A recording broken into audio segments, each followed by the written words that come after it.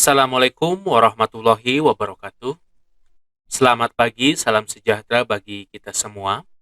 Pada kesempatan kali ini kita akan mempelajari tentang keterbukaan dan keadilan dalam kehidupan berbangsa dan bernegara. Tujuan yang diharapkan dengan mempelajari materi ini yang pertama, para mahasiswa sekalian dapat menguraikan pengertian keterbukaan dan keadilan. Kemudian yang selanjutnya, mahasiswa dapat mendeskripsikan pentingnya keterbukaan dalam kehidupan berbangsa dan bernegara. Kemudian yang terakhir, mahasiswa dapat menganalisis adanya jaminan keadilan dalam kehidupan berbangsa dan bernegara. Sebelum dilanjutkan mengenai materi ini, akan ditayangkan sebuah film mengenai reformasi, yaitu gerakan pada tahun 98 yang dilakukan oleh mahasiswa untuk menggulingkan rejim otoriter pada saat itu, yaitu pemerintahan Pak Harto yang sudah berkuasa segitu lama, dan disinyalir ada berbagai penyimpangan-penyimpangan. Silahkan untuk menyaksikan film tersebut.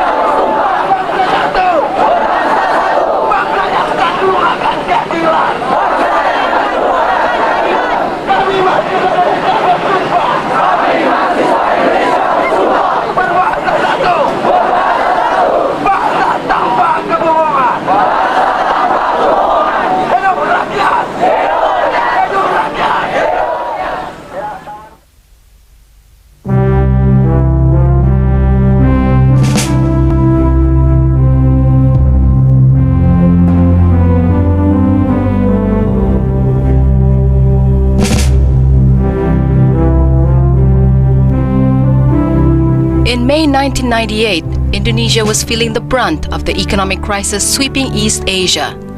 As rising unemployment and inflation created widespread hardship, disaffection rose at the Indonesian government's ineffectual policies and rampant corruption.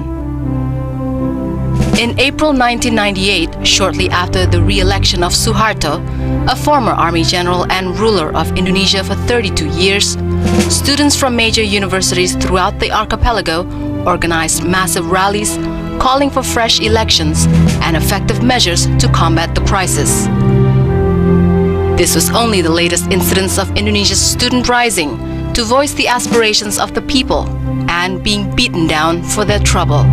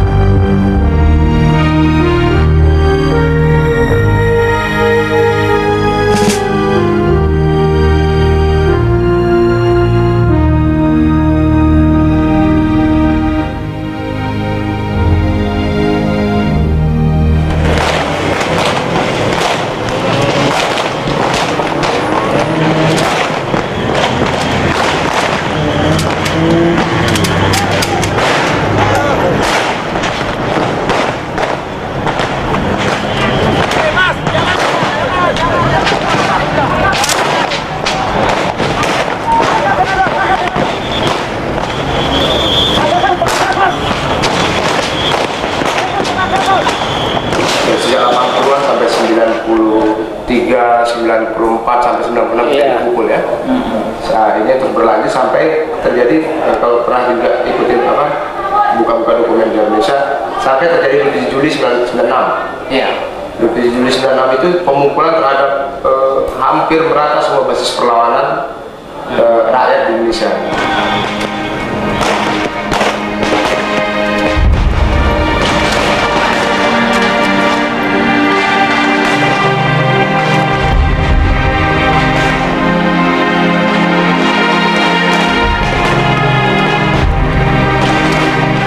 Sebetulnya ini motornya mahasiswa juga, tapi bentuknya adalah LSM, ya kelompok-kelompok studi yang kemudian membangun badan segala macam, yang bahkan kalau dibubarin semua LSM ini, kelompok-kelompok ini, akhirnya kita balik ke kampus. Niat kami baik mau menyampaikan aspirasi. Initial demonstrations were held only on campus, obeying a military injunction to stay off the streets. But the students chafed at being confined and pressed to hold rallies at the Parliament building, where they could present their demands directly to the government. At Trisakti University, a kilometer from the Parliament, students finally surged into the street and into a hail of gunfire.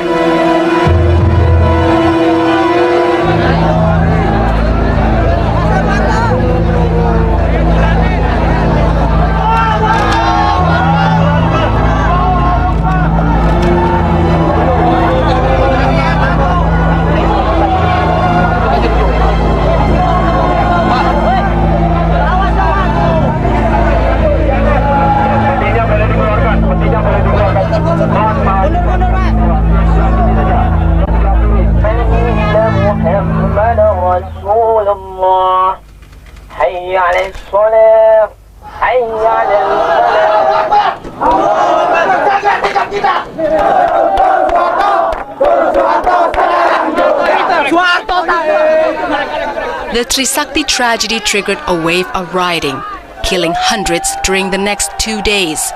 A week after the tragedy, students entered an occupied parliament, facing only token resistance from the military.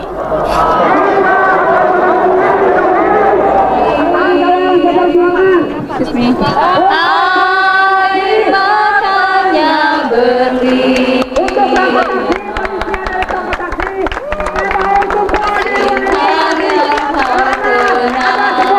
Yang akan kita lakukan untuk menurunkan oleh karena itu dengan memperhatikan ketentuan pasal 8. In the presidential palace, Suharto floundered, losing control of events. After failing to gain the support of religious and community leaders and the mass resignation of his cabinet, Suharto resigned in favor of his vice president and longtime protege, B.J. Habibie. Saya memutuskan untuk menyatakan berhenti.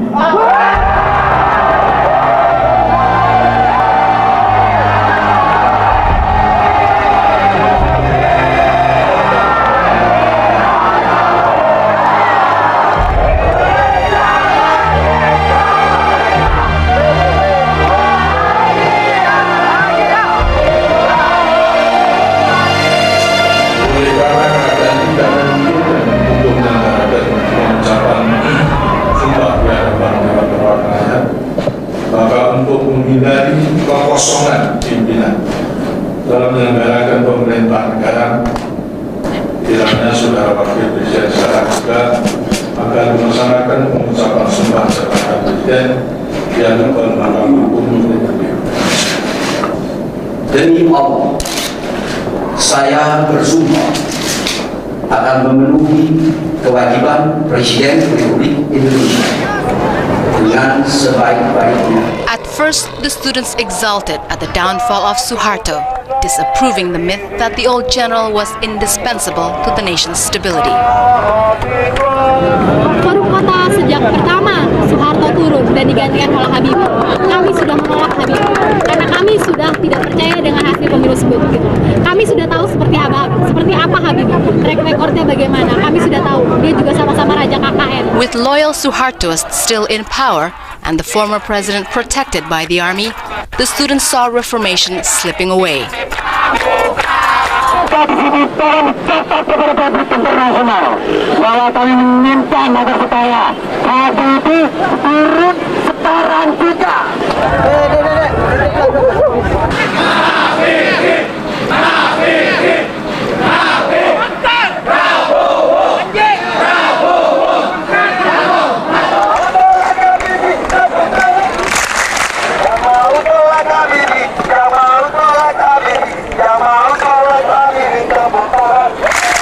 Kami ingin menyadarkan pemerintah saat ini masih tidak beres begitu. Bahwa banyak yang sudah masih berharap dalam pemerintahan Habibie, sedangkan kami Forum Kota sudah menolak hasil pemilu 97. Kami sudah menganggap hasil pemilu 97 cacat moral, cacat hukum, dan cacat politik.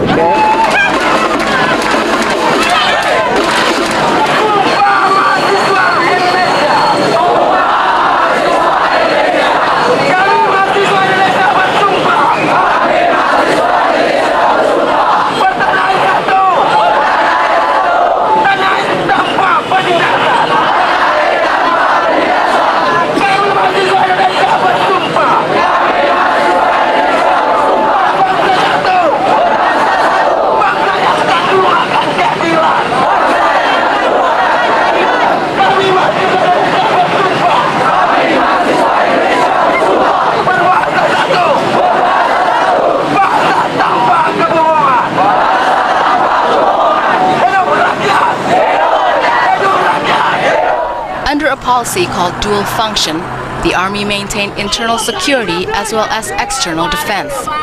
Though the stated purpose of dual function was to maintain order in a nation rent by inter-ethnic violence and social unrest, dual function became, in effect, a mandate to shoot Indonesians as well as foreign enemies. Negeri ini dikuasai oleh fasis militer yang sewenang-wenang menginjak-injak hak rakyat, menginjak-injak kita semua. ABRI tidak ubahnya seperti Nazi, tidak ubahnya seperti fasis di Itali. Angkatan Bersenjata Republik Indonesia tidak berguna. Bubarkan saja,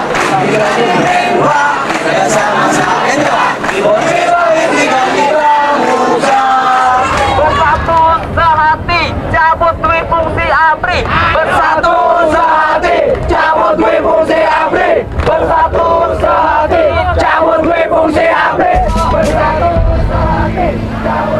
As the rallies became more frequent, drawing students from every institute of higher learning onto the streets in boisterous gatherings, the military overreacted, fielding thousands of fully armed troops to confront peaceful demonstrators.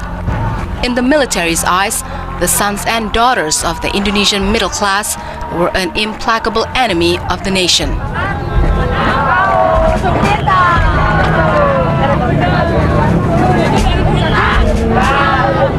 Pada bisa baca nggak sih? Lihat sini dong. Katanya pintunya rakyat Pak. Pokoknya mana? Pokoknya jangan jujur lah. Kami hanya mempertawakan jika mereka mengisukan kami, memfitnah kami sebagai komunis. Sedangkan kami mahasiswa yang lahir bukan pada zaman komunis, kami pun tidak tahu seperti apa komunis gitu. Jika mereka meneriakan kami komunis, itu hanya ingin memperlambat kerja-kerja kami.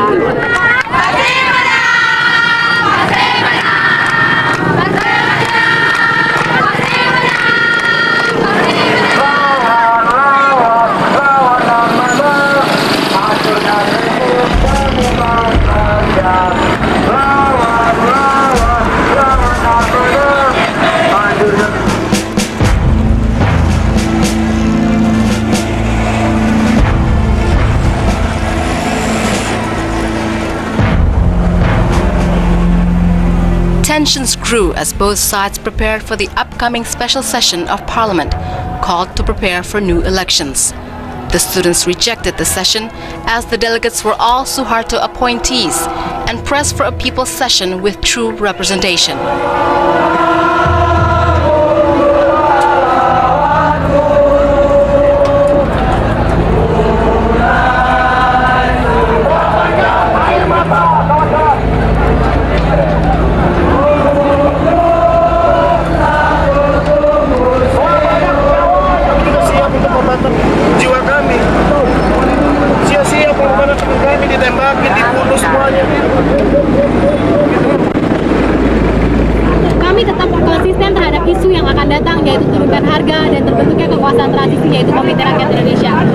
suasana sini akan duduk orang-orang yang memiliki integritas tinggi bagi masyarakat, kredibel bagi masyarakat, yang akan duduk bersama-sama untuk membicarakan masyarakat. Kami tahu rekodnya mereka sebelumnya. Kita dudukan bersama-sama. Kita tinggalkan kepentingan masing-masing golongan. Kita pikirkan kembali kepentingan rakyat bersama. The government went ahead with the special session in the face of widespread protest, as demands by students and other community groups to include true reformist measures on the agenda were ignored. The students became more aggressive.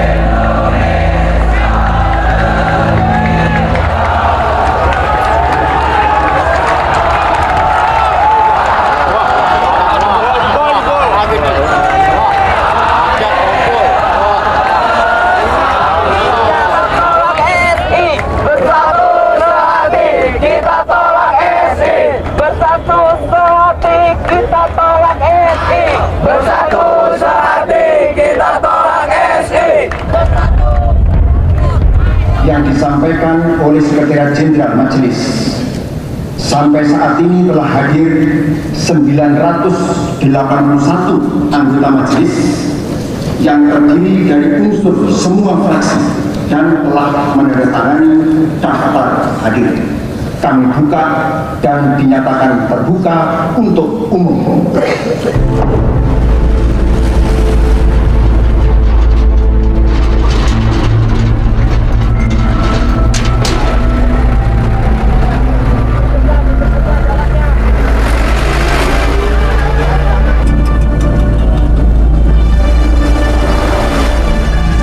Students hit the streets during each day of the special session.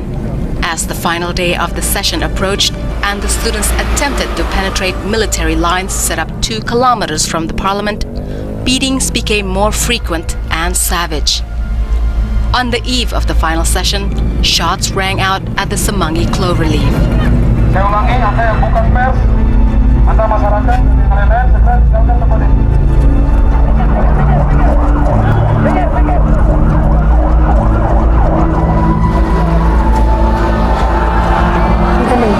Untuk itu kalau Bapak pun juga masih punya peri kemanusiaan, sekali lagi dengan tegas saya mohon dengan Bapak dengan sangat demi kawan-kawan kami, jangan sampai terjadi jatuh korban lagi. Tolong Pak, dan pasukan Bapak dan kawan-kawan tidak akan terpancing dengan emosional.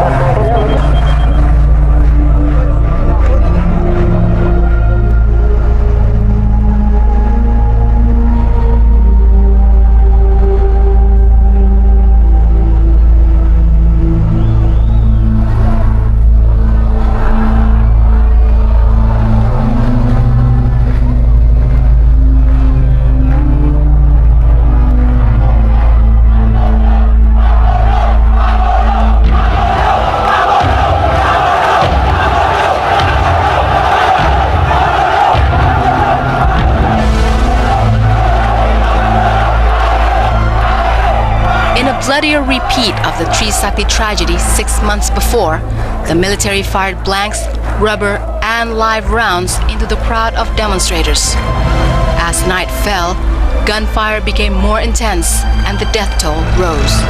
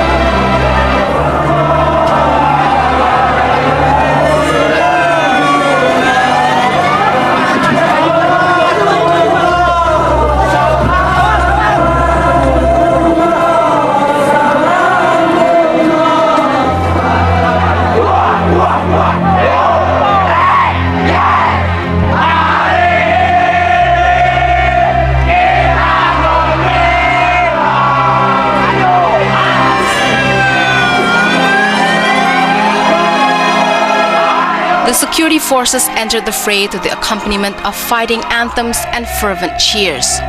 To them, the Semanggi killings were a proud blow for their beloved nation. It seems like each fallen student gave rise to a regimental hero.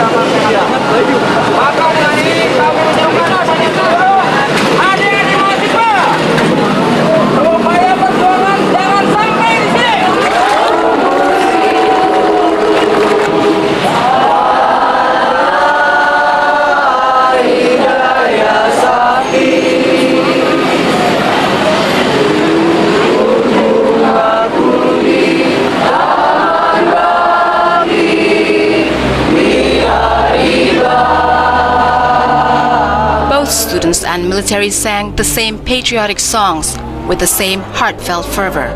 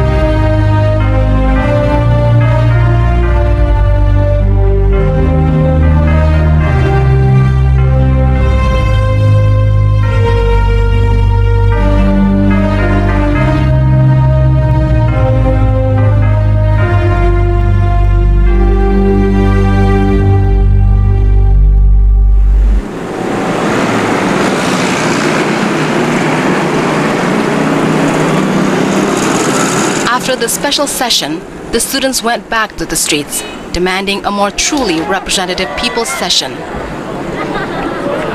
Yang mau sidang rakyat ayo duduk. Yang mau sidang rakyat ayo duduk. Yang mau sidang rakyat tepuk tangan. Yang mau sidang rakyat tepuk tangan. Ada upaya untuk tetap bersatu, tapi ya mungkin perjalanannya belum selesai. Selesai. Kita tunjukkan bahwa kita tidak pernah mundur dan tidak akan pernah mundur. Maka setelah lantai pasung, sebagaimana kesepakatan semua elemen yang ikut aksi pada hari ini, bahwa jam 5 tepat kita akan mengubah dan kita akan kembali ke UP.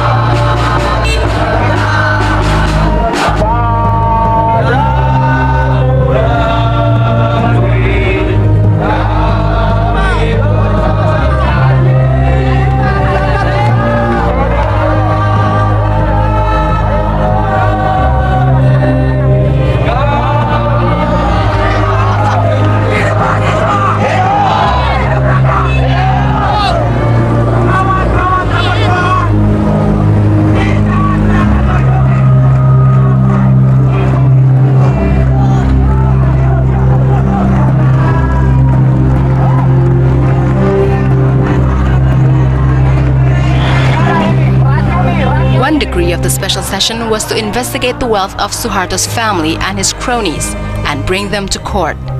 But after months in power, Habibie's government has shown little enthusiasm for investigating the former president. Again, the students pressed their demands for truth, openness, and justice.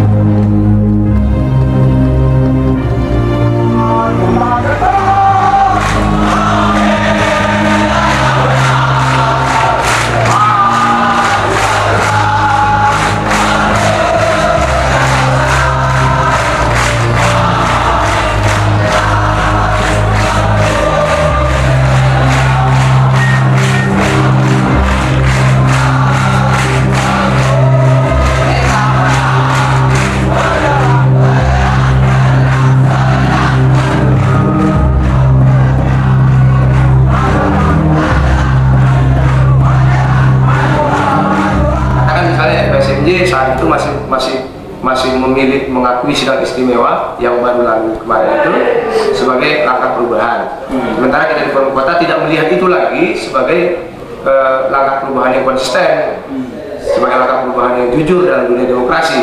Tapi kalau mereka sendiri masih melihat itu.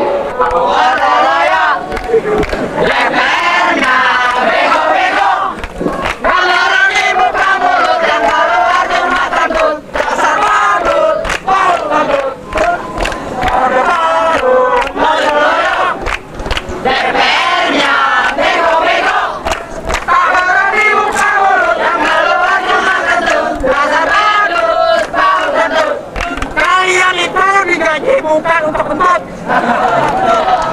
tetapi menyuarakan hati suara rakyat. Maka kalau rakyat menuntut untuk adili Soeharto, maka di dalam tap itu harus termaktub tertulis bahwa rakyat Indonesia harus mengadili Soeharto.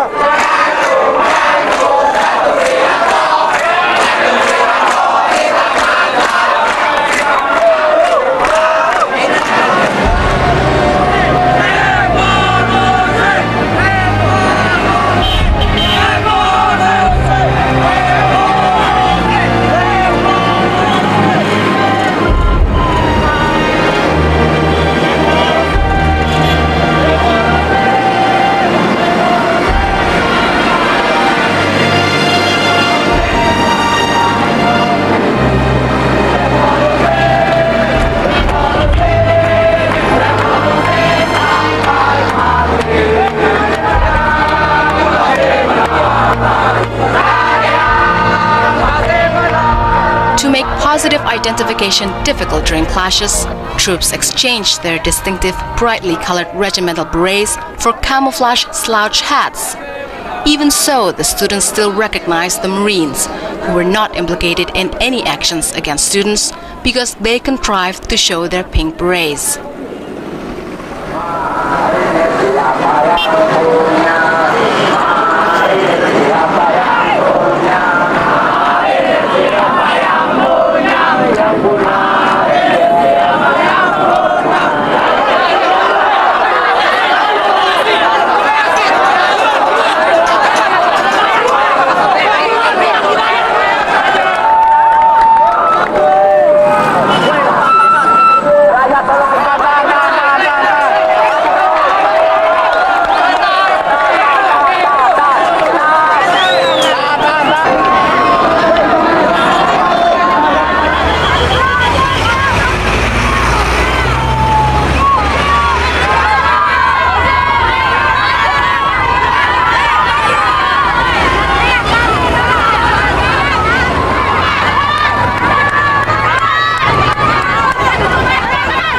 Female students took deep offense at a call from the Minister of Women's Affairs for female students not to join demonstrations.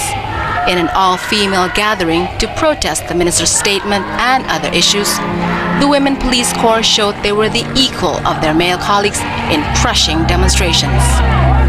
Saya perintahkan untuk segera meninggalkan tempat ini dengan tertib.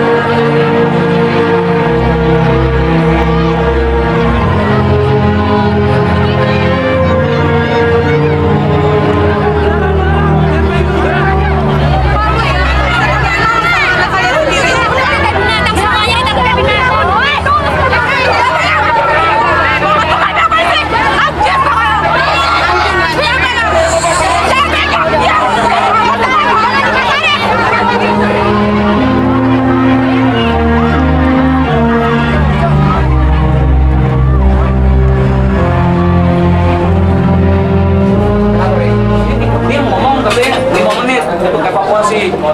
Kita udah mau balik, tapi itu nggak ada 5 detik dia udah langsung mukul, udah nggak kasih peringatan apa-apa. Jadi kan gini, kita udah masuk semua, kita masuk ke dalam. Nah terus setelah pas ini dia ngasih waktu 5 menit, kita udah balik kanan semua, udah balik semua ke arah gerbang. Nggak tahu itu dipukulin yang bagian depan, anak-anak yang depan lari langsung ke depan, langsung keluar. Kan tadi TV ditutup, langsung digebrak sama anak buka gitu.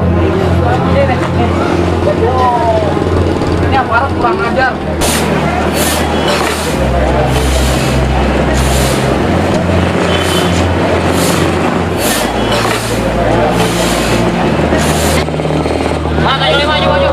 Maju.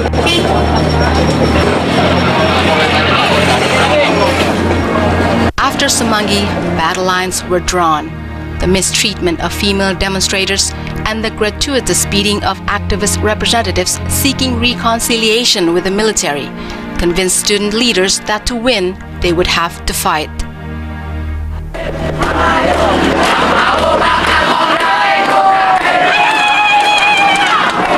In the weeks prior to the Islamic holy month of Ramadan, students went into the streets not calling for peaceful reformation, but with the battle cry of revolution.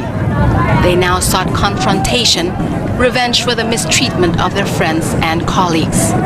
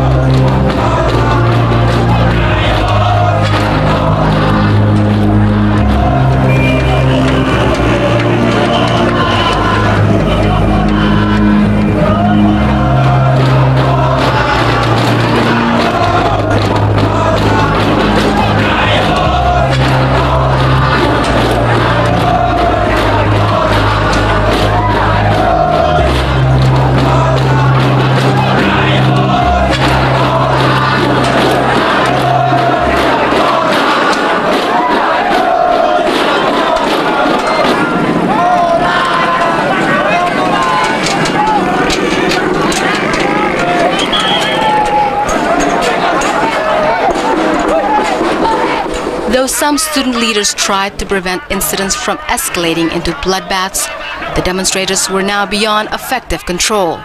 At Taman Ria, protesters breached police lines and forced the once invincible security forces into retreat.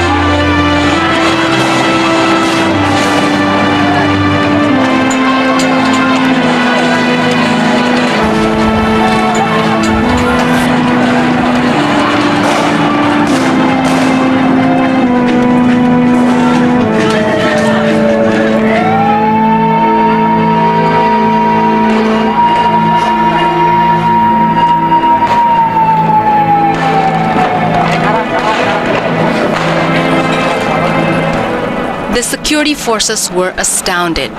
It was clear the students were no longer afraid.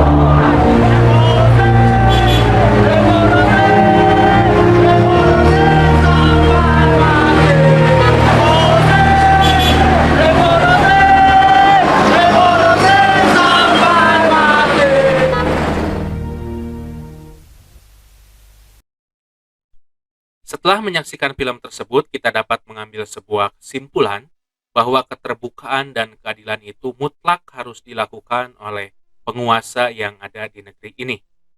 Kemudian yang pertama, kita akan membahas mengenai pentingnya keterbukaan dan keadilan. Yang pertama, pentingnya keterbukaan. Keterbukaan merupakan perwujudan dari sikap jujur. Jadi adanya kejujuran yang dilakukan oleh penguasa di negeri ini. Kemudian yang kedua, adanya kemampuan rendah hati, sikap rendah hati, adil. Adil itu artinya menempatkan sesuatu pada tempatnya, mau menerima pendapat dan kritik dari orang lain.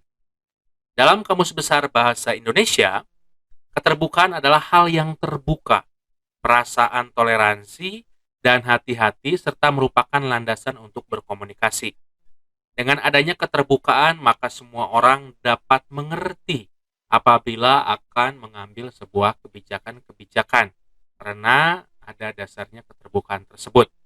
Sehingga mereka mampu menyadari, mampu meresapi kenapa mengambil sebuah tindakan, kenapa mengambil sebuah policy seperti itu. Kemudian ada pengertian keadilan. Dalam Ensiklopedia Indonesia, kata adil berasal dari bahasa Arab, yaitu al-adl, yang mengandung pengertian: 1. Tidak berat sebelah atau tidak memihak. 2. Memberikan sesuatu kepada setiap orang sesuai dengan hak yang harus diperolehnya. Kemudian 3. Mengetahui hak dan kewajiban. Jangan sampai kita sebagai warga negara Indonesia lebih mementingkan hak daripada kewajiban.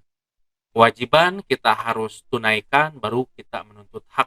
Dan menuntut hak terlebih dahulu, kewajibannya tidak dilakukan. Bahkan John F. Kennedy belum menyatakan, jangan tanyakan apa yang kamu berikan, apa yang negara berikan kepada kamu, tapi kamu harus tanyakan apa yang kamu berikan kepada negara. Seperti itu. Bahkan kalau di dalam Muhammadiyah ada istilah, hidup-hidupilah Muhammadiyah, jangan mencari penghidupan di Muhammadiyah. Kemudian mengetahui hak dan kewajiban, mengerti mana yang benar dan yang mana yang salah, bertindak jujur dan tepat menurut peraturan atau syarat dan rukun yang telah ditetapkan, kemudian tidak sewenang-wenang dan maksiat atau berbuat dosa. Kemudian orang yang berbuat adil, kebalikan dari fasik atau orang yang tidak mengerjakan perintah. Kita lanjutkan. Menurut Aristoteles, keadilan adalah kelayakan dalam tindakan manusia. Terdapat 5 jenis keadilan. Yang pertama, menurut Aristoteles itu ada keadilan komutatif, yaitu perlakuan terhadap seseorang dengan tidak melihat jasa-jasa yang telah diberikannya. Contohnya, seseorang yang telah melakukan kesalahan atau pelanggaran tanpa memandang kedudukannya, dia tetap dihukum sesuai dengan kesalahan pelanggaran yang dibuatnya. Jadi walaupun dia sebagai penguasa, walaupun dia banyak jasanya, kalau salah ya tetap harus dihukum sesuai dengan kesalahan atau pelanggarannya. Itu yang disebut dengan keadilan komutatif. Kemudian ada yang kedua, ada keadilan distributif, yaitu perlakuan terhadap seseorang sesuai dengan jasa-jasa yang telah diberikannya. Beberapa orang pegawai suatu perusahaan memperoleh gaji yang berbeda berdasarkan masa kerja, berdasarkan golongan, berdasarkan kepangkatan, jenjang pendidikan, atau tingkat kesulitan pekerjaannya. Maka hal tersebut dianggap adil. Jadi di dalam sebuah perusahaan apabila kerjanya berat, maka itu gajinya lebih besar daripada kerjanya yang ringan. Tetapi bagaimana Pak kalau direktur perusahaan kok itu lebih besar? Bukan hanya dinilai dari beratnya pekerjaan, karena di sana itu dia memiliki tanggung jawab yang lebih besar daripada pekerjaannya yang mungkin secara fisik dianggap lebih besar. Dari masa kerjanya dia lebih banyak, dari jenjang pendidikannya mungkin dia lebih banyak. Karena yang namanya pimpinan tertinggi, kalau salah membuat sebuah kebijakan, maka semuanya bisa tidak sesuai keinginan. Semuanya bisa hancur. Seperti itu. Kemudian ada yang disebut dengan keadilan kodrat alam, yaitu memberi sesuatu sesuai dengan yang diberikan oleh orang lain kepada kita.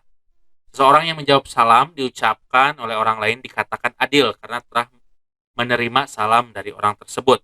Laki-laki menjadi seorang laki-laki, perempuan menjadi seorang perempuan, itu dinyatakan adil sebagai kodrat alam. Kemudian ada keadilan berdasarkan konvensional, yaitu jika seorang warga negara telah menaati peraturan perundang-undangan yang telah dikeluarkan.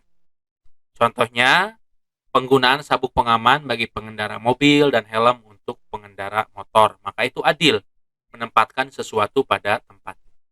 Kemudian ada keadilan berdasarkan perbaikan, yaitu jika seorang telah berusaha memulihkan nama baik orang lain yang telah tercemar, seperti tindakan klarifikasi terhadap kesalahan yang telah dilakukan oleh seseorang. Kemudian Plato menjelaskan, Plato, orang yang dikatakan adil adalah orang yang mengendalikan diri dan perasaannya dikendalikan oleh akal. Keadilan dapat dibedakan menjadi dua, menurut Plato itu ada keadilan moral dan ada keadilan prosedural. Thomas Hobbes menyatakan bahwa keadilan adalah suatu perbuatan yang didasarkan pada perjanjian yang telah disepakati.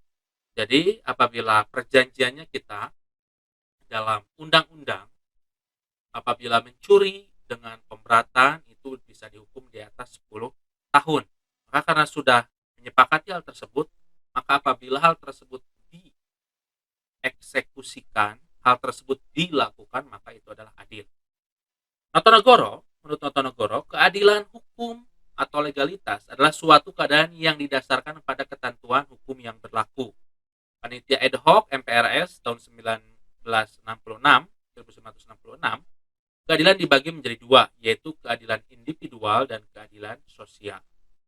Jadi keadilan individual yaitu berdasarkan kepada individunya, kalau sosial terhadap orang yang lebih banyak. Kemudian kita lanjutkan, ada keterbukaan dalam kehidupan berbangsa dan bernegara.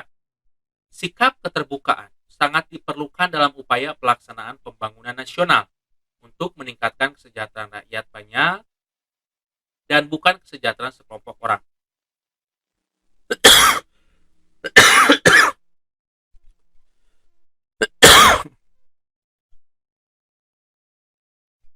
Keterbukaan dalam kehidupan berbangsa dan bernegara.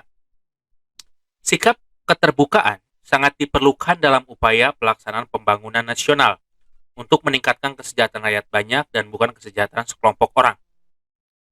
Pendapatan bangsa Indonesia, negara Indonesia, kebanyakan itu diambil dari pajak. Mulai dari pajak penghasilan, pajak bumi dan bangunan, pajak pertambahan nilai, pajak barang-barang mewah, dan berbagai pajak-pajak yang lainnya. Jadi penerimaan negara itu kebanyakan dari pajak. Ada juga penerimaan negara bukan pajak, contohnya seperti tilang, kemudian pembuatan SIM, STNK, dan lain sebagainya. Bendanya gitu seperti itu. Nah, apabila hal tersebut tidak dikelola dengan baik dan tidak ada keterbukaan terhadap orang yang telah memberikan uangnya, mengamanatkan kepada negara untuk mengelola uang tersebut, maka hal tersebut dapat menimbulkan gejolak. Sehingga pemerintah harus secara transparan dan secara periodik mengumumkan kepada masyarakat yang telah membayar pajak digunakan untuk apa saja keuangan uang-uang yang telah disetorkan kepada negara. Jangan sampai uang tersebut dikorupsi, jangan sampai uang tersebut itu tidak ada buktinya. Dengan adanya keterbukaan tersebut, kita akan ada berkeadilan sosial untuk pembangunan nasional dan ada asas adil dan merata seperti itu. Sehingga akan menimbulkan juga asas keseimbangan, keserasian, dan keselarasan dalam kehidupan. Tanpa adanya keterbukaan tersebut, asas keseimbangan mungkin tidak akan muncul, keserasian tidak akan muncul. Banyaknya daerah-daerah yang ingin melakukan disintegrasi dengan Negara Kesatuan Republik Indonesia, mungkin salah satunya tidak ada keterbukaan yang transparan dari anggaran-anggaran yang telah mereka setorkan kepada negara dan penggunaannya untuk apa. Jadi tidak ada transparansi yang jelas, sehingga kalau ada transparansi, menurut hemat saya hal tersebut tidak akan terjadi. Kita lanjutkan ciri-ciri keterbukaan. Sikap keterbukaan itu terbagi menjadi dua, yaitu yang pertama sangat diperlukan. Sebagai prasyarat dalam menciptakan pemerintahan yang bersih dan transparan. Pemerintahan yang bersih dan transparan adalah dambaan semua bangsa. Kenapa? Karena berarti semua keuangan dipergunakan untuk kesejahteraan rakyat. Seperti itu. Kemudian sikap keterbukaan juga adalah sikap yang dibutuhkan dalam harmonisasi kehidupan bermasyarakat, berbangsa, dan bernegara. Seperti yang sudah dikemukakan sebelumnya, bahwa dengan adanya sikap keterbukaan, maka setiap warga negara Indonesia dapat mengkritisi digunakan untuk apa uang-uang negara yang telah disetor kepada negara, uang-uang masyarakat yang telah disetor kepada negara.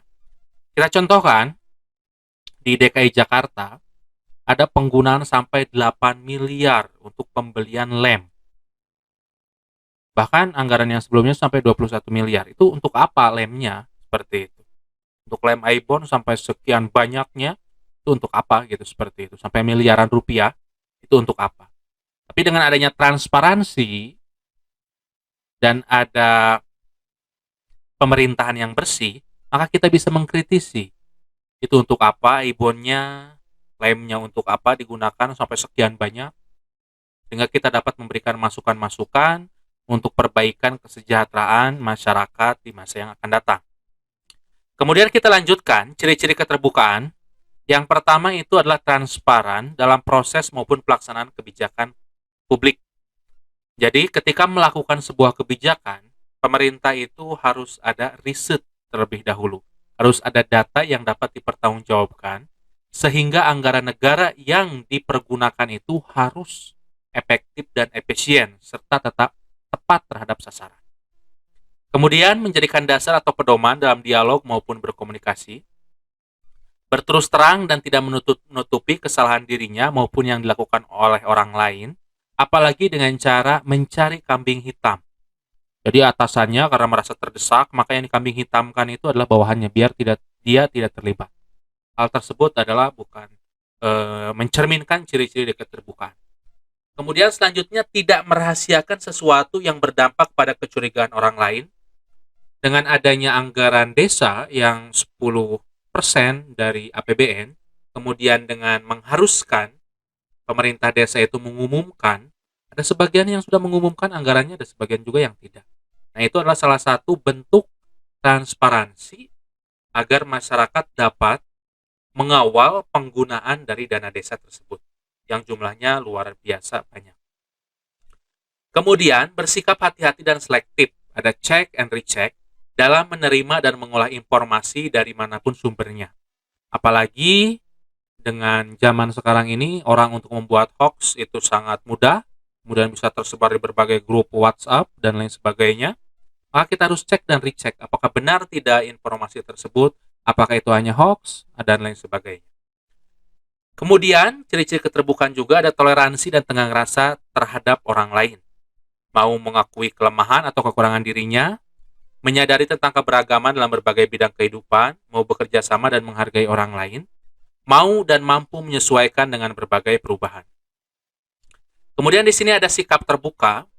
Sikap terbuka itu adalah suatu sikap berupa kesediaan seorang untuk mau menerima terhadap hal-hal yang berbeda dengan kondisi dirinya. Dalam kehidupan berbangsa, diperlukan untuk menjaga keutuhan bangsa, mempererat hubungan toleransi, serta menghindari konflik.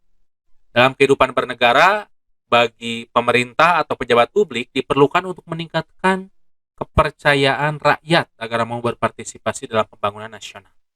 Kemudian, pejabat publik harus mampu mewujudkan clean government atau pemerintahan yang bersih. Pemerintahan yang bersih itu dapat terwujud apabila ada political will, apabila ada keinginan dari semua unsur stakeholder dari pemerintahan untuk melakukan clean government. Jadi mulai dari bawah sampai atas itu harus melakukan apa yang disebut dengan clean government. Apabila hal tersebut dapat terjadi, maka hal itu yang sangat kita idam-idamkan. Karena buktinya sekarang kita itu untuk pembuatan berbagai kartu itu ada kalanya sama dengan yang dikeluarkan pemerintah, ada kalanya harganya juga berbeda. Kemudian selanjutnya C adalah jaminan keadilan dalam kehidupan berbangsa dan bernegara. Dalam hukum, tuntutan keadilan memiliki dua arti, yaitu tuntutan keadilan dalam arti formal dan tuntutan keadilan dalam arti material. Dalam arti formal, bahwa keadilan menuntut agar hukum berlaku secara umum. Semua orang dalam situasi yang sama diperlakukan secara sama. Oleh karena itu, di hadapan hukum berkedudukan orang adalah sama. Inilah yang disebut dengan kesamaan kedudukan. Jadi dalam hukum itu setiap orang itu harus sama kedudukannya. Tidak boleh orang yang kaya maka dia akan dipermudah, orang yang miskin maka dia akan dipersulit. Tidak. Negara pun menyediakan yang disebut dengan pengacara di negara yang dibayar oleh negara. Apabila seseorang itu tidak memiliki anggaran, tidak memiliki keuangan untuk menyewa seorang lawyer. Jadi bisa negara itu menyediakan lawyer agar ada check and balance, agar nanti jaksa tidak semena-mena terhadap si tersangka, si terdakwa. Kemudian tuntutan keadilan dalam arti material, bahwa hukum itu harus adil. Adil di sini adalah adil yang dianggap oleh masyarakat.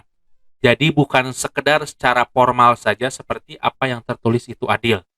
Itulah sebabnya perlu adanya penyesuaian antara keputusan sidang dan penilaian masyarakat. Walaupun sidang peradilan itu telah selesai. Jadi harus ada hati nurani dari para hakim tentang keputusan-keputusan yang mereka keluarkan. Kemudian selanjutnya ada asas umum penyelenggaraan pemerintah negara. Yang pertama harus ada asas kepastian atau Principle of Legal Security atau REG jika REG bikin set. Kemudian ada asas keseimbangan. Bapak akan jelaskan dulu mengenai asas kepastian hukum. Jadi ada asas kepastian hukum yang jelas. Contohnya seperti ini. Apabila kita mau membangun sebuah bangunan, ada IMB, syarat-syaratnya apa yang harus dipenuhi? Ketika syarat tersebut dipenuhi, maka IMB itu harus dikeluarkan. Kemudian ada asas keseimbangan. Jadi dalam artian tidak memihak kepada yang kaya, tidak memihak kepada yang miskin. Apabila benar, maka nyatakanlah benar. Kemudian ada asas kesamaan. Tidak membeda-bedakan apakah ini suku Sunda, ini suku Jawa. Kemudian ada asas larangan untuk kesewenang-wenangan. Jadi dalam artian jangan menjadi seorang penegak hukum yang otoriter. Kemudian ada asas larangan untuk penyalahgunaan wewenang atau détournement de pouvoir. Nah, jadi di sini ini dalam artian ada penyalahgunaan wewenang, contohnya seperti ini. Seorang Kapolres, beliau itu bisa mengeluarkan sebuah BPKB, buku pemilik kendaraan bermotor. Nah, namun dia punya saudara, kemudian temannya dari saudara tersebut dia memiliki motor namun tidak memiliki BPKB. Kemudian dengan wewenang dia mengeluarkan BPKB. Hal tersebut itu tidak dibenarkan, dalam artian dia menyalahgunakan wewenang sebagai Kapolres untuk mengeluarkan BPKB sehingga hal-hal yang tidak benar, yang tidak sesuai persyaratan bisa juga digunakan. Hal tersebut tidak bisa dilakukan. Kemudian ada asas bertindak cermat. Jadi ketika melakukan sebuah penyidikan atau penyelidikan itu, polisi, jaksaan itu harus cermat. Kemudian harus ada perlakuan yang jujur. Kemudian asas meniadakan akibat suatu keputusan yang batal. Kemudian asas penyelenggaraan kepentingan umum. Seperti itu. Nah, kemudian jaminan keadilan bagi warga negara dapat ditemukan dalam Undang-Undang Dasar 1945. Bidang hukum dan pemerintahan itu pasal 27. Bidang politik pasal 28, bidang hak asasi manusia pasal 28A sampai 28C, kemudian bidang keagamaan pasal 29, bidang pertahanan negara pasal 30, bidang pendidikan dan kebudayaan pasal 31 dan 32, bidang kesejahteraan sosial pasal 33 dan 34. Jadi mulai dari pasal 27 sampai pasal 34 itu adalah jaminan keadilan bagi warga negara. Dan menurut konstitusi kita, Undang-Undang Dasar 1945 Amandemen keempat, adalah keadilan itu hal yang sangat penting. Terbukti ini ada beberapa pasal, 1, 2, 3, 4, 5, 6, 7, 8, 9. 9 pasal yang menyatakan tentang keadilan. Belum lagi kalau diteliti secara implisit di pasal-pasal yang lain pun menganut tentang keadilan. Keadilan sebagai warga negara, keadilan untuk menjadi presiden, dan berbagai halnya. Kemudian, berdasarkan undang-undang antara lain, Undang-Undang Nomor 8 Tahun 1981 tentang Kitab Undang-Undang Hukum Acara Pidana, Undang-Undang Nomor 14 Tahun 85 tentang Mahkamah Agung, Undang-Undang Nomor 5 Tahun 1998 tentang Konvensi menentang penyiksaan dan perlakuan atau penghukuman lain yang kejam, tidak manusiawi atau merendahkan martabat manusia. Kemudian, Undang-Undang Nomor 9 Tahun 1998 tentang kemerdekaan menyampaikan pendapat di muka umum, Undang-Undang Nomor 5 Tahun 99 tentang kekuasaan kehakiman, Undang-Undang Nomor 39 Tahun 1999 tentang hak asasi manusia, kemudian Undang-Undang Nomor 26 Tahun 2000 tentang pengadilan hak asasi manusia, dan Undang-Undang Nomor 31 Tahun 2002 tentang partai politik. Kita akan melihat kembali tentang tuntutan masyarakat kepada aparat penegak hukum. Nah, aparat penegak hukum itu berdasarkan tuntutan masyarakat ini ada menjadi dua. Ada yang dikehendaki, ada yang tidak dikehendaki. Yang dikehendaki oleh masyarakat, aparat penegak hukum ini, dalam artian di sini ada kepolisian, kemudian ada kejaksaan, kemudian ada PPNS, jadi penyidik pegawai negeri sipil, seperti itu. Jadi di sini mereka itu harus transparan, akuntabel, dan profesional. Kemudian harus baik dan terbuka, dan taat asas, serta taat aturan. Itu yang dikehendaki oleh masyarakat. Walaupun sekarang ada sebagian mungkin yang tidak transparan, tapi sebagian itu hanya oknum saja. Yang tidak kehendaki ini adalah ada korupsi, kolusi, dan nepotisme. Kemudian dapat berakibat mobokrasi atau okokrasi, seperti itu. Jadi birokrasi-birokrasi yang tidak sesuai itu akan menyebabkan hal tersebut, gitu, seperti itu. Apalagi kalau ada korupsi, kolusi, dan nepotisme yang harusnya dihukum 12 tahun, dia dihukum menjadi 2 tahun, seperti itu. Karena ada uang yang masuk di sana. Nah, hal tersebut jangan sampai terjadi pada penegak hukum kita. Untuk membenahi hal tersebut, mulai dari rekrutmen, polisian, dan kejaksaan itu harus bagus, transparan. Jadi yang disebut dengan transparan, akuntabel, dan profesional ini harus dilakukan ketika membentuk kepolisian itu sendiri. Membentuk anggota polisi itu harus transparan, akuntabel, dan profesional. Kemudian materi yang kedua, hasil yang diharapkan dari materi yang kedua, yaitu kalian dapat menguraikan pengertian tentang pemerintah, pemerintahan, dan kepemerintahan, mendeskripsikan tentang karakteristik aktor dan kepemerintahan yang baik, kemudian menganalisis dampak pemerintahan yang tidak transparan, kemudian menampilkan sikap perilaku positif dan partisipasi dalam upaya peningkatan sikap keterbukaan dan jaminan keadilan. Kemudian di sini peta konsepnya, penyelenggaraan pemerintahan, pengertiannya itu ada pemerintah, ada pemerintahan, ada kepemerintahan. Kemudian penyelenggaraan pemerintahan, kepemerintahan ini ada aktor, ada good governance. Kemudian penyelenggaraan pemerintahan di sini akan menghasilkan dua, ada dampak pemerintahan yang tidak transparan, dampaknya apa? Ada perilaku positif dan partisipasi dalam upaya peningkatan sikap keterbukaan dan jaminan keadilan. Kemudian selanjutnya, dampak penyelenggaraan pemerintahan yang tidak transparan. Nah, di sini ada pengertian pemerintah dan pemerintahan. Pemerintah berarti lembaga atau orang yang bertugas mengatur dan memajukan negara dengan rakyatnya. Dalam arti, organ merupakan alat kelengkapan pemerintahan yang melaksanakan fungsi negara. Nah, jadi pemerintah itu seperti itu. Sedangkan pemerintahan adalah hal, cara, hasil kerja memerintah mengatur negara dengan rakyatnya. Jadi pemerintah itu adalah subjeknya, pemerintahan itu adalah prosesnya, caranya. Seperti itu. Dalam arti organ pemerintah dapat dibedakan baik dalam arti luas maupun dalam arti sempit. Di sini pemerintah ada dalam arti luas dan ada dalam arti sempit. Dalam arti luas, pemerintah itu adalah suatu pemerintah yang berdaulat sebagai gabungan semua badan atau lembaga kenegaraan yang berkuasa dan memerintah di wilayah suatu negara, yang meliputi badan eksekutif, legislatif, dan yudikatif. Jadi eksekutif, legislatif, dan yudikatif. Jadi pemerintah itu terdiri dari presiden beserta menterinya, kemudian ada kekuasaan yudikatif, di sana itu ada Mahkamah Konstitusi, ada Mahkamah Agung, ada Komisi Yudisial, kemudian di sana juga ada legislatif, yaitu DPR dan MPR. Sedangkan dalam arti sempit,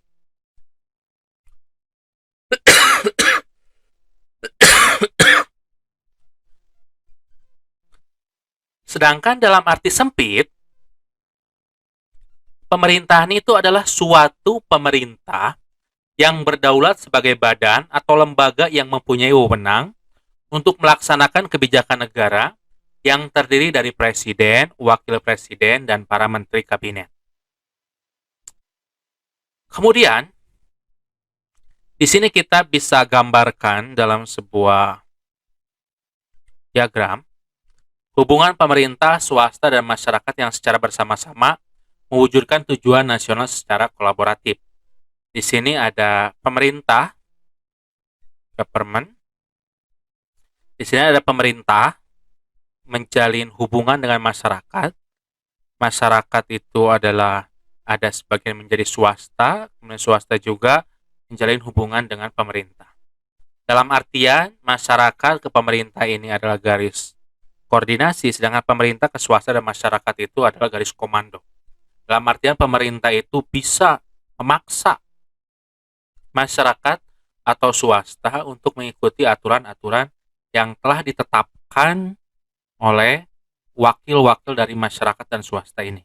Jadi sebenarnya pemerintah itu adalah tidak otoriter. Kenapa? Karena wakil-wakil dari masyarakat menghendaki itu. Sehingga kalau ada masyarakat yang tidak menginginkan apa yang telah dikemukakan oleh pemerintah, maka mereka harus menjadi wakil-wakil rakyat untuk mengubah hal-hal yang tidak diinginkan tersebut. Kita lanjut. Nah, di sini ada karakteristik pemerintahan menjadi masyarakat modern. Masyarakat modern itu ada 3, ada kompleksitasnya sangat kompleks, dinamikanya sangat luar biasa banyak, dan keanekaragamannya sangat beraneka ragam. Di sini penyelenggaraan pemerintahan atau governing dapat dipandang sebagai intervensi perilaku politik dan sosial yang berorientasi hasil. Dalam artian, berarti pemerintahan itu adalah dimulai dari perilaku politik dan sosial yang berorientasi hasil. Jadi sudah mereka pikirkan, para wakil-wakil rakyat kita dan para pemimpin-pemimpin kita, bahwa yang mereka lakukan itu memiliki hasil yang nanti untuk tujuan kesejahteraan masyarakat banyak. Kemudian diarahkan untuk menciptakan pola interaksi yang stabil atau dapat diprediksi dalam sebuah sistem sosial politik sesuai dengan harapan ataupun tujuan dari para pelaku intervensi tersebut. Saya contohkan seperti presiden. Presiden itu bukan pegawai negeri sipil atau sebagai pegawai negeri militer. Bukan presiden itu. Tapi karena dia memiliki kekuatan politik yang besar, sehingga pegawai negeri, baik di sipil maupun di militer, itu dapat diperintah oleh presiden. Karena presiden itu memiliki kekuatan politik seperti itu. Kemudian selanjutnya konsepsi kepemerintahan atau governance. Kepemerintahan atau governance merupakan sebuah tindakan atau fakta, pola dari kegiatan atau penyelenggaraan pemerintahan. Menurut Koiman, kepemerintahan lebih merupakan serangkaian proses interaksi sosial politik antara pemerintah dengan masyarakat dalam berbagai bidang. Kemudian berkaitan dengan kepentingan masyarakat dan intervensi pemerintah atas kepentingan-kepentingan tersebut. Dalam pandangan Pinto, istilah governance mengandung arti yaitu praktik penyelenggaraan kekuasaan dan kewenangan oleh pemerintah dalam pengelolaan urusan pemerintah secara umum dan pembangunan ekonomi khususnya. Dalam artian di sini yaitu yang disebut dengan Pinto ini praktik penyelenggaraan kekuasaan dan kewenangan oleh pemerintah dalam pengelolaan urusan pemerintahan secara umum dan pembangunan ekonomi khususnya. Jadi pemerintahan itu sebenarnya untuk mensejahterakan rakyat. Tujuan utama dari pemerintahan itu mensejahterakan rakyat. Dengan pendidikan untuk mensejahterakan rakyat, dengan ekonomi untuk mensejahterakan rakyat, semuanya untuk kepentingan rakyat. Jadi pemerintahan itu seperti yang sudah kita pelajari sebelumnya, dari rakyat, oleh rakyat, dan untuk rakyat. Kemudian kita akan lihat lagi, aktor dalam kepemerintahan, di sini ada 3 aktor, merupakan komponen besar dalam maju mundurnya pengelolaan negara. Ada negara dan pemerintah, ada sektor swasta, sehingga nanti akan mewujudkan sebuah masyarakat madani. Ini saling berkaitan. Sektor swasta dan masyarakat itu akan menjadi masyarakat madani apabila negara dan pemerintahannya itu bersih, transparan, mampu menjadi among, kemudian melindungi, mengayomi, dan melayani seperti itu. Seperti motonya kepolisian. Kita lanjutkan ke pemerintahan yang baik itu. Di sini wujud pemerintahan yang baik diantaranya 1. Penyelenggaraan pemerintah negara yang solid, bertanggung jawab serta efektif dan efisien. Dalam artian tidak ada jabatan-jabatan yang sebenarnya tidak harus ada seperti itu. Seperti kementerian itu efektif dan efisien, kemudian mensinergikan interaksi yang konstruktif di antara domain-domain negara, sektor swasta dan masyarakat.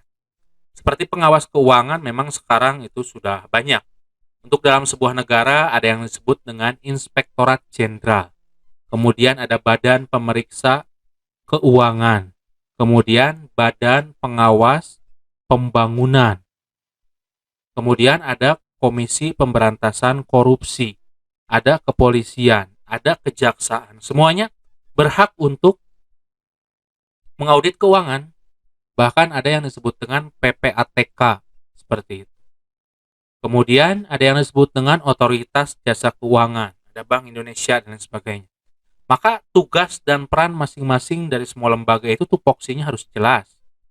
Harus sesuai, kemudian harus transparan, jangan sampai ada yang overlap, jangan sampai ada pemborosan anggaran untuk hal-hal yang seharusnya bisa dilakukan oleh 1 atau 2 lembaga saja. Kemudian kepemerintahan yang baik berorientasi pada 2 hal. Yang pertama, orientasi ideal negara yang diarahkan pada pencapaian tujuan nasional. Kemudian yang kedua, pemerintahan yang berfungsi secara ideal, yaitu secara efektif dan efisien melakukan untuk pencapaian tujuan nasional. Kemudian kita lanjutkan beberapa pandangan tentang wujud pemerintahan yang baik. Yang pertama menurut World Bank, yaitu suatu penyelenggaraan manajemen pemerintahan yang solid dan bertanggung jawab, yang sejalan dengan prinsip demokrasi dan pasar yang efisien, penghindaran salah alokasi dana investasi dan pencegahan korupsi, baik secara politik maupun administratif, menjalankan disiplin anggaran, serta penciptaan legal and political framework bagi tumbuhnya aktivitas swasta. Berdasarkan UNDP, UNDP ini adalah singkatan dari United Nations Development Program, yaitu suatu hubungan yang sinergis dan konstruktif di antara negara, sektor swasta, dan masyarakat. Jadi ada hubungan yang sinergis, tidak ada saling membohongi, tidak ada saling mengkhianati, seperti itu. Sebenarnya bangsa Indonesia ketika dijajah oleh penjajah itu, yang membuat lebih sengsara itu adalah orang Indonesianya sendiri. Jadi kalau kita lihat berdasarkan Carter State Shell, di sana pajaknya berapa, ketika diberikan ke warga Indonesia, yang dipungutnya oleh warga Indonesia juga, maka mereka di sana ada korupsi dan dibesarkan seperti itu. Ya, jangan sampai kita dijajah oleh bangsa sendiri. Seperti Gayus Tambunan, sebenarnya itu adalah menjajah bangsa sendiri.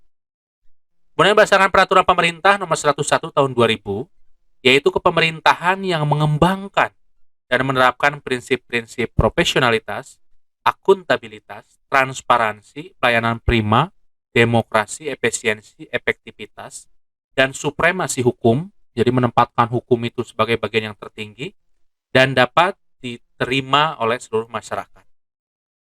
Kemudian, modul sosialisasi dari AKIP, dari Lembaga Administrasi Negara, kemudian ada Badan Pengawas Keuangan dan Pembangunan tahun 2000, merupakan proses penyelenggaraan kekuasaan negara dalam melaksanakan penyediaan public good and service. Good governance yang efektif menurut adanya alignment atau koordinasi yang baik dan integritas. Artinya profesionalisme serta etos kerja dan moral yang tinggi.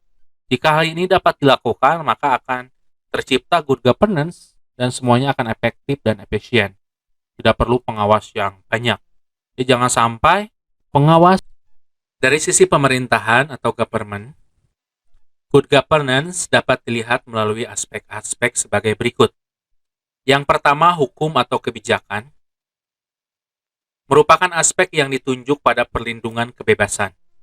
Dalam artian, tiap orang tidak bisa dengan sekehendaknya untuk berbuat segala sesuatu. Hak asasi manusia itu adalah hak dasar yang tidak boleh diganggu oleh orang lain, akan tetapi tidak boleh mengganggu hak asasi orang lain. Jadi saling menghormati, saling menghargai, jadi bebas terbatas, seperti itu. Kemudian selanjutnya, administrative competencies dan transparansi, yaitu kemampuan membuat perencanaan dan melakukan implementasi secara transparan. Kemudian adanya desentralisasi, yaitu desentralisasi regional dan desentralisasi atau dekonsentrasi di dalam departemen. Dalam artian tidak semuanya terpusat, akan tetapi ada bagian-bagian yang bertanggung jawab khusus, kemudian nanti akhirnya bertanggung jawab kepada yang lebih tinggi. Jadi nanti masukan-masukan itu tidak hanya top to down, tapi bottom up, seperti itu. Kemudian penciptaan pasar yang kompetitif, yaitu penyempurnaan mekanisme pasar, peningkatan peran pengusaha kecil dan segmen lain dalam sektor swasta. Jadi pasar yang kompetitif dengan mengedepankan pihak swasta untuk saling bersaing. Bahkan sekarang banyak sektor-sektor publik juga yang diberikan kepada pihak swasta agar dapat bersaing dengan harga yang lebih murah, dapat menyejahterakan masyarakat lebih banyak. Kemudian selanjutnya karakteristik atau prinsip-prinsip praktik penyelenggaraan pemerintahan yang baik menurut UNDP, United Nations Development Program. Yang pertama harus ada partisipasi dari tiap warga negara untuk kemajuan bangsanya. Kemudian yang kedua harus ada rule of law atau aturan hukum yang jelas, dalam artian aturan hukum yang tidak dikotomis, aturan hukum yang tidak pandang bulu, aturan hukum yang sesuai dengan seharusnya. Kemudian ada transparansi, baik dalam keuangan negara, dalam pembentukan hukum, dalam pembentukan sebuah policy, kebijakan, dan lain sebagainya. Kemudian ada daya tanggap dari masyarakat, kemudian dari sektor swasta, kemudian dari berbagai stakeholder yang ada di negara kita. Kemudian berorientasi kepada konsensus atau kesepakatan-kesepakatan yang telah diambil oleh orang banyak, baik melalui perwakilan, atau berdasarkan sebuah petisi-petisi, atau berdasarkan juga keinginan-keinginan dari masyarakat banyak. Kemudian harus berkeadilan, artinya ada equity. Kemudian ada efektivitas dan efisiensi. Kemudian ada akuntabilitas. Kemudian ada juga bervisi strategis. Dan ada juga saling keterkaitan antara satu orang dengan orang yang lainnya. Kemudian selanjutnya prinsip-prinsip penyelenggaraan pemerintahan yang baik sesuai Undang-Undang Nomor 28 Tahun 1999. Yang pertama adanya asas kepastian hukum. Dalam artian hukum itu harus pasti, harus bisa ditegakkan secara konsekuen. Ketika sebuah izin belum dikeluarkan itu harus jelas kenapa alasannya. Seperti itu. Kemudian asas tertib penyelenggara negara. Dalam artian setiap penyelenggara negara tidak boleh overlap. Dalam artian harus sesuai dengan tugas pokok dan fungsi masing-masing. Kemudian adanya asas kepentingan umum untuk kepentingan bersama. Kemudian ada asas proporsionalitas, jadi berdasarkan tugas pokok dan fungsi yang jelas, dan nanti tidak membebani terlalu banyak ke salah satu bidang, dan bidang yang lain itu sedikit tidak seperti itu, jadi semuanya proporsional. Kemudian selanjutnya adalah asas profesionalitas, berdasarkan profesionalnya, dia itu harus seperti apa. Kemudian asas akuntabilitas dalam artian dapat di-track, dapat diteliti kembali mengenai ininya, mengenai kebenarannya, mengenai track-track yang harus dia lakukan seperti itu. Selanjutnya dampak pemerintahan yang tidak transparan. Pemerintah diselenggarakan dalam rangka pencapaian kesejahteraan bersama bagi warga masyarakat. Jadi sebenarnya tujuan pertama kita bernegara adalah untuk menjadikan warga negara Indonesia adalah sejahtera. Kemudian di sini dampaknya adalah faktor penyebab terjadinya penyelenggaraan pemerintahan yang tidak transparan. Di sini ada sistem politik yang tertutup, dalam artian dia itu otoriter, kemudian sistem politik yang tidak mengizinkan kritik dan saran. Kemudian sumber daya manusia yang bersifat feodal, oportunis, atau dan aji mumpung.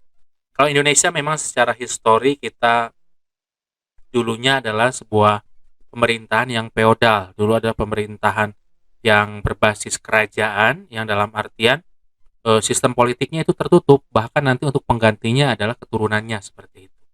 Akan tetapi hal tersebut harus sudah mulai direduksi menjadi sistem pemerintahan yang demokratis. Dalam artian sistem pemerintahan yang dari rakyat, oleh rakyat, dan untuk rakyat. Kemudian selanjutnya pendekatan ingin dilayani sebagai aparatur pemerintah. Seperti itu. Kemudian faktor lain penyebab terjadinya pemerintahan yang tidak transparan. Yang pertama itu faktornya adalah pengaruh kekuasaan. Di antaranya ingin mempertahankan kekuasaannya, peralihan kekuasaan yang sering menimbulkan konflik, mengabaikan proses demokratisasi, kemudian bersifat sentralistis, kemudian yang terakhir adalah penyalahgunaan kekuasaan. Kemudian dari aspek moralitas di sini, terabaikannya nilai-nilai agama dan nilai-nilai luhur budaya bangsa sebagai sumber etika.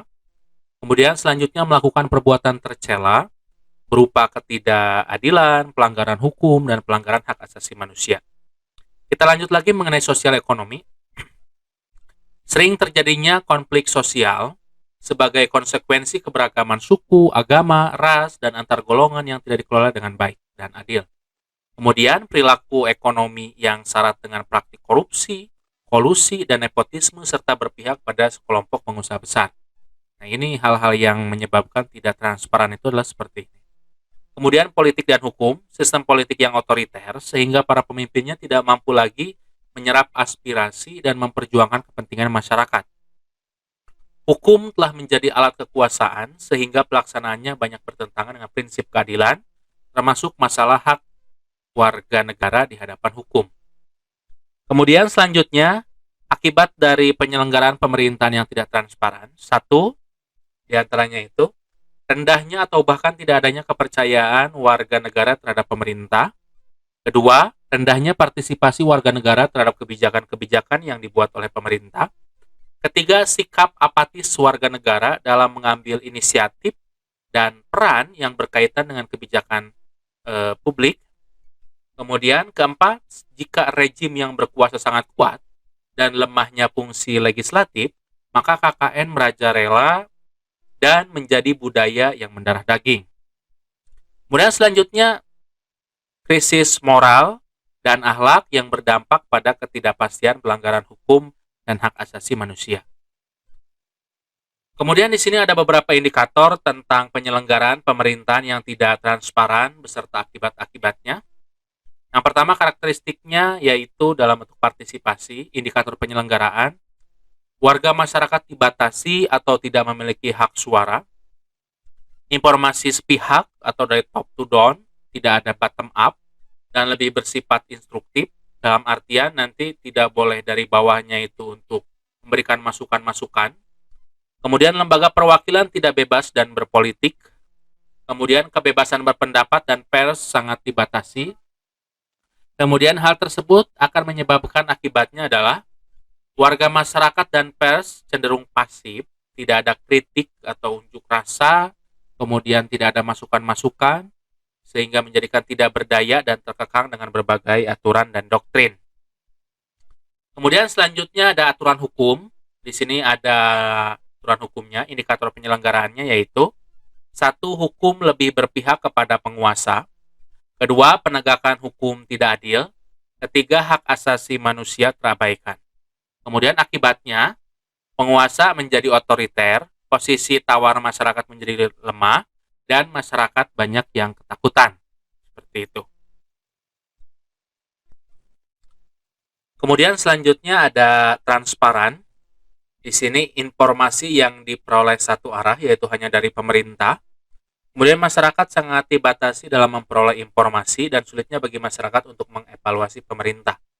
Hal tersebut akan mengakibatkan pemerintah sangat tertutup dan masyarakat tidak banyak tahu apa yang terjadi pada negaranya. Kemudian mengenai daya tanggap, di sini indikatornya, proses pelayanan yang sentralistik, dalam artian tidak diberikan kepada daerah-daerah untuk mengelola segala sesuatu. Banyak pejabat memposisikan diri sebagai penguasa, jadi banyak muncul raja-raja. Layanan kepada masyarakat diskriminatif dan konvensional. Hal tersebut berakibat kepada layanan kepada masyarakat syarat dengan korupsi, kolusi, dan nepotisme. Kemudian, selanjutnya berorientasi konsensus. Di sini indikatornya yang tidak berorientasi kepada konsensus. Pemerintah banyak bertindak sebagai alat kekuasaan negara. Kemudian lebih banyak bersifat komando dan instruksi dan segala bentuk prosedur lebih formalitas. Kemudian tidak ada peluang untuk mengadakan musyawarah.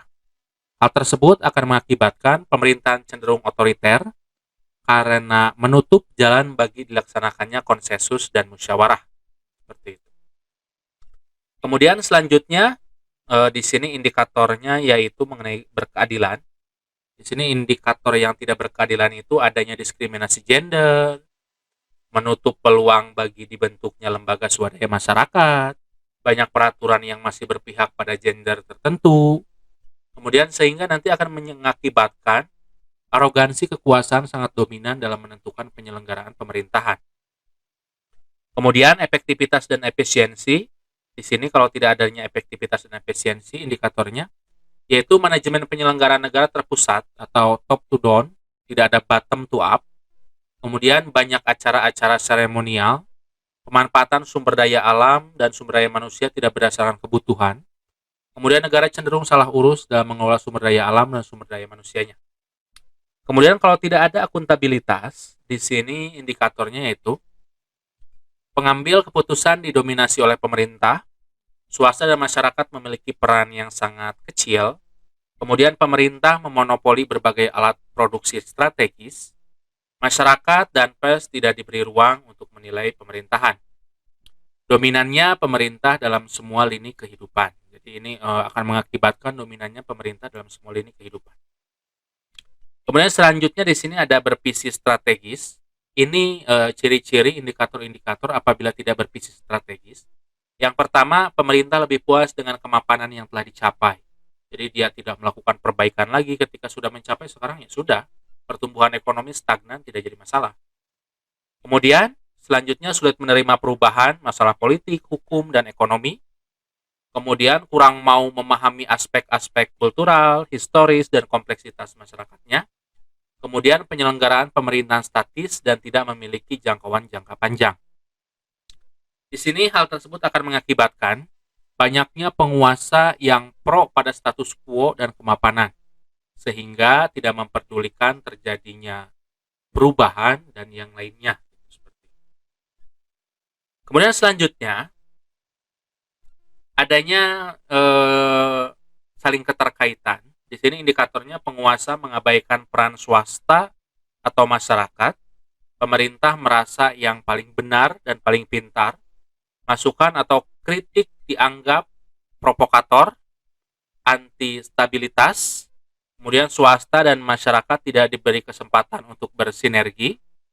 Kemudian hal tersebut akan mengakibatkan para pejabat pemerintah sering dianggap lebih tahu dalam segala hal, sehingga masyarakat tidak punya keinginan untuk bersinergi. Seperti itu.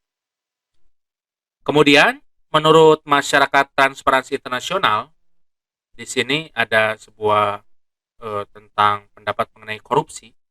Korupsi merupakan perilaku pejabat, baik politisi maupun pegawai negeri, baik itu sipil maupun militer, yang secara tidak wajar dan tidak legal memperkaya diri atau yang memperkaya mereka yang dekat dengannya dan dengan menyalahgunakan kekuasaan publik yang dipercayakan kepada mereka.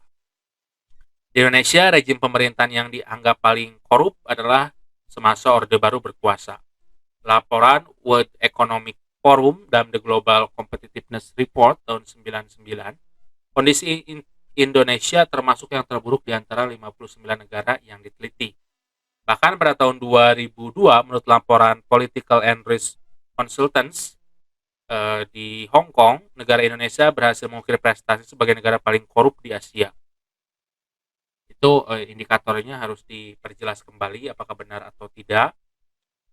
Intinya, pemerintahan yang baik itu harus dimulai dengan keterbukaan, dengan kejujuran, dengan akuntabilitas, dengan transparansi, seperti itu. Sehingga masyarakat dan lembaga legislatif bisa menjadi check and balance. Apabila ada yang menyimpang dari rel, maka akan dibenarkan kembali. Kemudian pendapat ahli berkaitan dengan faktor-faktor penyebab terjadinya tindakan korupsi. Menurut Salito W. Sarwono, ini ahlinya, yang pertama dorongan dari dalam diri seperti keinginan, hasrat, kehendak, dan lain-lain. Bahkan menurut Konvensi Palermo yang disebut dengan korupsi itu adalah extraordinary crime atau kejahatan yang sangat luar biasa, seperti itu. Kemudian ada rangsangan dari luar, dorongan teman, adanya kesempatan, kurang kontrol, dan lain-lain. Kemudian menurut Andi Hamzah, kurangnya gaji pegawai negeri dibandingkan dengan kebutuhan yang makin meningkat. Berarti kalau ini bukan korupsi, itu ada dua. Ada corruption by need, ada corruption by the greed. Kalau dia karena kurang uang, maka corruption by the need. Tapi sekarang untuk pegawai KPK, kepolisian, dan kejaksaan, kemudian hakim, itu untuk gajinya ditingkatkan. Agar untuk mereka melakukan korupsi itu sangat sedikit sekali, gitu, seperti itu. Walaupun demikian, karena sifat manusia yang rakus, ada kalanya gaji sudah besar, sampai ada yang gajinya sampai ratusan juta satu bulan, tapi tetap dia melakukan tindak pidana korupsi, seperti itu. Kemudian selanjutnya latar belakang kebudayaan atau kultur yang merupakan sumber sebab meluasnya korupsi. Di Indonesia yang namanya suap menyuap ketika pembuatan KTP itu masih marak, seperti itu. Dan lain sebagainya, masih bisa disuap pejabatnya, gitu, seperti itu. Makanya hal tersebut itu dapat menjadi kultur yang tidak baik, gitu, dan hal tersebut harus dihilangkan. Kemudian manajemen yang kurang baik dan kontrol yang kurang efektif dan efisien yang memberikan peluang orang untuk korupsi. Apabila semua sudah e-budgeting, kemudian sudah semua e-controlling, maka semuanya mungkin tindak pidana korupsi itu bisa diminimalisir, gitu. Walaupun ada, tapi akan berkurang secara drastis. Kemudian ada modernisasi perkembangbiakan korupsi. Kemudian ciri-ciri korupsi diantaranya itu ada 6 ciri. Yang pertama, melibatkan lebih dari satu orang. Karena untuk melakukan suatu tindakan pidana korupsi, itu harus ada bantu-membantu antara orang yang satu dengan orang yang lainnya. Antara bagian keuangan dengan pimpinannya, seperti itu.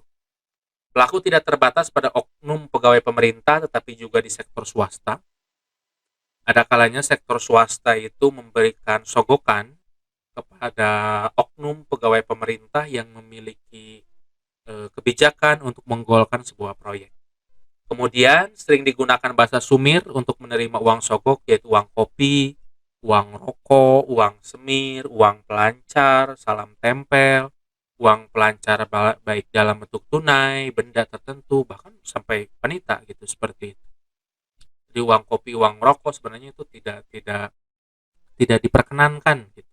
Jadi itu adalah menjadi cikal bakalnya korupsi. Kemudian umumnya bersifat rahasia kecuali jika sudah membudaya. Yang selanjutnya melibatkan elemen kewajiban dan keuntungan timbal balik yang selalu tidak berupa uang.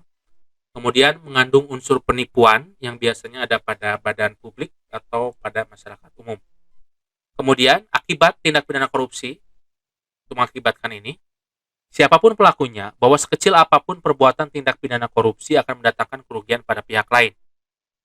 Kemudian dapat mendelegitimasi proses demokrasi dengan mengurangi kepercayaan publik terhadap proses politik melalui politik uang, kemudian mendistorsi pengambilan keputusan pada kebijakan publik, kemudian membuat tiadanya akuntabilitas publik, dan menampilkan the rule of law, hukum dan birokrasi hanya melayani kekuasaan dan pemilik modal yang besar saja. Kemudian akibat tindakan korupsi juga di sini meniadakan sistem promosi, reward and punishment. Karena dengan adanya uang korupsi tersebut, uang sogokan tersebut, dia yang kerjanya biasa saja, bisa saja dia menjadi lebih cepat, seperti itu. Karena lebih dominan hubungan patron klien dan nepotisme. Kemudian proyek-proyek pembangunan dan fasilitas umum bermutu rendah dan tidak sesuai dengan kebutuhan masyarakat sehingga mengganggu pembangunan yang berkelanjutan. Hal tersebut dimungkinkan kenapa? Karena uang yang digunakan untuk nyogok itu adalah sebagiannya diambil dari proyek-proyek yang nanti yang akan digolkan. Kemudian jatuh atau rusaknya tatanan ekonomi karena produk yang dijual tidak kompetitif dan terjadi penumpukan beban utang luar negeri, seperti itu. Sama juga kasusnya seperti yang nomor 4. Kemudian semua urusan dapat diatur sehingga tatanan aturan hukum dapat dibeli dengan sejumlah uang sesuai kesepakatan. Jadi semua orang dapat menganggap, wah itu mudah, tinggal ada uang semua beres. Jadi akan menjadi seperti itu. Lainnya kelompok-kelompok pertemanan atau kocoisme yang lebih didasarkan pada kepentingan pragmatisme dalam bersifat uang, seperti itu. Kemudian selanjutnya upaya pencegahan terhadap penyelenggaraan pemerintahan yang tidak transparan. Yang pertama, formal pemerintahan kekuasaan. Yang pertama, pemerintah dan pejabat publik dilakukan pengawasan yang melekat, kemudian mengefektifkan peran dan fungsi aparat penegak hukum, kemudian pembekalan intensif terhadap aparatur pemerintahan atau pejabat publik, kemudian menegakkan supremasi hukum secara konsisten, kemudian peralihan kekuasaan secara tertib, damai, dan demokratis, kemudian menata kehidupan politik agar distribusi kekuasaan seimbang, kemudian meningkatkan integritas, profesionalisme, dan tanggung jawab dalam menyelenggarakan pemerintahan negara. Kemudian, di sini ada organisasi non-pemerintah dan media massa untuk perannya. Keterlibatan lembaga swadaya masyarakat dalam pengawasan setiap kebijakan publik yang dibuat oleh pemerintah. Sehingga kebijakan-kebijakan yang dikeluarkan oleh pemerintah itu ada yang mengawasi. Kemudian adanya kontrol sosial oleh rakyat melalui berbagai media massa maupun media massa elektronik maupun media cetak. Nah, menurut Dr. Leiden Marpaung menyebutkan tentang upaya pencegahan atau preventif tindak pidana korupsi yaitu antara lain mencakup mental dan budi pekerti. Ini dapat dilakukan oleh guru-guru, oleh dosen-dosen yang ada di dunia perguruan tinggi atau di SD, SMP, SMA agar mereka memiliki mental dan budi pekerti yang jauh dari korupsi. Yang kedua, sistem. Sistem di sini harus transparan, harus akuntabel, kemudian dapat diakses oleh siapapun sehingga yang mengawasinya itu banyak seperti itu. Kemudian ada perilaku masyarakat. Masyarakat juga harus dijauhkan dari budaya sogok menyogok, kemudian menganggap uang yang paling berkuasa. Kemudian peraturan perundang-undangan harus ketat, manajemen pemerintahan itu juga harus bagus, mulai dari rekrutmennya sampai menjadikan pegawainya itu jangan sampai ada korupsi. Jadi bagaimana dia ingin menjadi penegak hukum yang tidak korup kalau ketika masuknya menjadi seorang anggota polisi, menjadi jaksa, menjadi PPNS, penyidik pegawai negeri sipil, itu apabila masuknya menggunakan uang juga gitu. Dan kesejahteraan aparat negara atau pemerintah itu harus lebih ditingkatkan agar keinginan mereka untuk melakukan tindak pidana korupsi itu tidak ada. Kemudian selanjutnya pendidikan dan masyarakat di sini dapat juga dilakukan, yaitu satu, memperkenalkan sejak dini melalui pembelajaran di sekolah tentang pentingnya pemerintahan yang transparan. Jadi mengajarkan sejak SD, apa sih pentingnya dari pemerintahan yang transparan itu? Untuk membangun apa sih? Kemudian yang kedua, menjadikan Pancasila sebagai negara yang mampu membuka wacana dan dialog interaktif di dalam masyarakat. Jadi segala kebijakan dilakukan oleh pemerintah itu harus transparan, sehingga membuka ruang-ruang dialog yang dapat diberikan masukan kepada pemerintahan yang sedang berkuasa. Kemudian selanjutnya, meningkatkan kerukunan sosial antara pemeluk agama, suku, dan kelompok-kelompok masyarakat lain melalui dialog dan kerjasama dengan prinsip kebersamaan, kesetaraan, toleransi, dan saling menghormati. Kemudian yang selanjutnya, memberdayakan masyarakat melalui perbaikan sistem politik yang demokratis sehingga dapat melahirkan pemimpin yang berkualitas, bertanggung jawab, menjadi panutan masyarakat, dan mampu mempersatukan bangsa dan negara. Kemudian yang selanjutnya ada sikap keterbukaan dan keadilan dalam kehidupan berbangsa dan bernegara. Yang pertama ini ada perilaku positif. Salah satunya yaitu perbuatan luhur yang mencerminkan sikap dan suasana kekeluargaan dan kegotong royongan, sikap adil terhadap sesama, menjaga keseimbangan antara hak dan kewajiban, serta menghormati hak-hak orang lain. Kemudian sikap suka memberikan pertolongan kepada orang yang memerlukan, kemudian suka bekerja keras, kemudian menghargai hasil karya orang lain yang bermanfaat untuk mencapai kemajuan dan kesejahteraan bersama. Kemudian, di samping perilaku tersebut, dapat dalam rangka jaminan keadilan perlu ditimbulkan hal seperti yang pertama, kesadaran akan adanya hak yang sama bagi setiap warga negara Indonesia. Baik itu keturunan Tionghoa, keturunan Arab, keturunan Jawa, keturunan Sunda, semuanya sama. Kesadaran akan adanya kewajiban yang sama bagi setiap warga negara Indonesia. Hak dan kewajiban warga negara Indonesia itu sama. Seperti itu. Kesadaran akan hak dan kewajiban untuk menciptakan dan tercapainya kesejahteraan dan kemakmuran yang lebih merata. Kemudian di sini ada partisipasi dan upayanya. Bentuk partisipasi warga negara tersebut antara lain adalah sebagai berikut. Yang pertama, pengawasan terhadap aparatur negara. Pelaksanaan tugas umum pemerintahan dilakukan secara tertib berdasarkan peraturan perundang-undangan yang berlaku. Kemudian pelaksanaan pembangunan dilakukan sesuai dengan rencana dan program pemerintah dengan sasaran yang telah ditetapkan. Kemudian hasil-hasil pembangunan dapat menjadi umpan balik berupa pendapat, kesimpulan, dan saran terhadap kebijaksanaan perencanaan pembinaan dan pembangunan yang dilakukan oleh pemerintah. Kemudian sejauh mungkin mencegah terjadinya pemborosan, kebocoran, dan penyimpangan dalam penggunaan wewenang, tenaga, uang, dan serta perlengkapan milik negara. Nah, di sini ada peran masyarakat dalam upaya memberantas korupsi. Di antaranya satu, berusaha memahami berbagai aturan yang telah ditetapkan oleh pemerintah, mengikuti prosedur atau mekanisme sesuai aturan yang berlaku. Jika terdapat kejanggalan dalam penerapan aturan, tanyakan dengan baik dan sopan kepada pejabat atau instansi yang berwenang. Kemudian selanjutnya bersedia melaporkan atau menginformasikan pelaku korupsi kepada lembaga yang berwenang, yaitu kejaksaan, kepolisian, dan Komisi Pemberantasan Korupsi. Kemudian mau menjadi bagian anggota masyarakat yang memberikan keteladanan, melakukan kampanye pencegahan melalui jalur-jalur pendidikan formal maupun non-formal. Jadi salah satu fungsi dari guru yaitu adanya tindakan preventif untuk membentuk manusia-manusia yang humanis, sehingga ketika siswa-siswa tersebut menjadi orang nanti, menjadi pejabat, mereka itu tidak melakukan tindakan pidana korupsi. Terima kasih. Mungkin itu saja materi yang dapat Bapak sampaikan. Silakan untuk menjawab diskusi atau tugas yang sudah diberikan. Bapak harap menyimak video ini dari awal sampai akhir. Terima kasih. Assalamualaikum warahmatullahi wabarakatuh.